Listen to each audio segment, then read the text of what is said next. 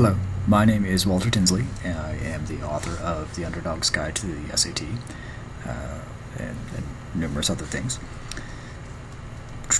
Today I'm here to chat with you about the 6 most common SAT vocabulary words. I make this little lecture because these words are on just about every test, and it would be useful for a student to know them going in. The first word I have for you here is capricious. Now, if you're just looking for a short definition, capricious means unpredictable. Now, for those of you looking to complicate that out, let me complicate that out. Let's be specific where we can. If you call something capricious, you're saying it's not only unpredictable, but that it's more or less indifferent to your plight. So the roulette wheel is unpredictable. If you use the roulette wheel and it doesn't go your way, the roulette wheel does not care. The ocean is capricious, the weather is capricious. So if you apply this term to a person, you're saying that not only are they unpredictable, but they have an element of cruelty or indifference to your situation. Next up is ephemeral. Now, please pay attention here. A lot of students have trouble remembering this word, but ephemeral in just a very short term or short way is to be short-lived. Right. So the picture I've tried to draw here is a flower. The flower is a seed, and then it grows very quickly, becomes a flower, and then dies very quickly. It is short-lived. If you like, another way of thinking about this would be the certain careers of certain K-pop stars. They are nobody of importance, and then they become internationally famous, and then somehow people forget about them pretty soon. Their careers are ephemeral, if that makes more sense to you than the flower.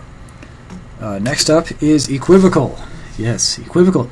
Notice this boy here is standing on the fence, or sitting on the fence. He's on both sides of the issue, yes up and yes down, on the fence. Please notice the word here. You can kind of see equal and then vocal. Right, so to be equivocal is to be on both sides of the issue. It has a sister word, which is also very important to know, which is unequivocal. Unequivocal means to be exclusively on one side of the issue, so that's what you need to know. Moving on, we have esoteric. Esoteric is technical language, or language which most people would not have a need to know. This person here is speaking towards the computer. He's talking about deltas and all sorts of stock issues in Greek, which most people would never have a need to know.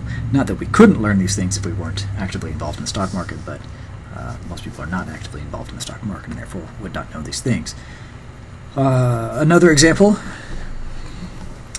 might be of a dentist. You probably do not know, I don't know you, but I'm guessing you do not know, I certainly do not know, the names of my teeth. They all have Latin names, and they all have technical names like A4 and B6 and these sort of things. However, you would expect a dentist and a dental assistant to know exactly what these words mean. And should they speak to each other, they have an easy, quick way of communicating with each other.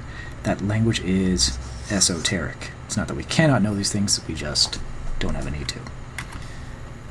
Next up is gregarious. I love this word. Horses are a very gregarious species. That's a Sherlock Holmes reference to all of you who know that series. However, I disagree with Dr. Holmes, or I guess he's not a doctor, Mr. Holmes, that they are the most gregarious. No, humans are more gregarious than horses, I will argue, and ants are fantastically more gregarious than all of us. But gregarious just means to be group-oriented. Typically means friendly, because gregarious humans are typically friendly, but ants are gregarious but not particularly friendly, and you can still be a rude person who's group-oriented. You can be a bully, or all of these things, and most birds are gregarious. So gregarious means group-oriented, typically friendly, affable, that sort of thing. The next word is aloof, and this is often used with gregarious as a sort of contrast. Aloof characters are on their own, and again, on its own, you're not making a judgment call on whether or not this person is social or antisocial. You're just saying this person is apart. Now, obviously, there's some context in there. Sometimes we say that person is aloof, and we mean that they are apart or alone. We can also call somebody aloof and mean this in a negative way, meaning that they're somehow antisocial or someone we don't want to spend our time with. That was it. Let me actually get a quick preview or review. The 4 words, 5 words, 6 words are capricious, ephemeral, equivocal. Actually, I should probably do the meanings here. Capricious, meaning unpredictable. Ephemeral, meaning short-lived, like our K-pop stars or the Flowers.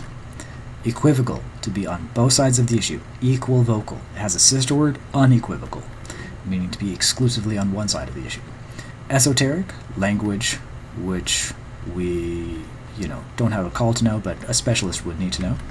Gregarious, meaning group-oriented and aloof. Aloof here meaning apart or separate. Thank you for watching. If you like this, there are a couple easy ways you can help me out to get this message to other people. You can like, subscribe, or comment on this video. I have other videos soon to come out. You can comment and view on those other videos too. I do have flashcards for sale at my website, SAT flashcards. I can get you 5 SATs in a box. It's pretty good. And I also have four books on Amazon, should you be so interested. So anyhow, thanks for watching, and I hope this and my other lecture series is good for you. Thank you.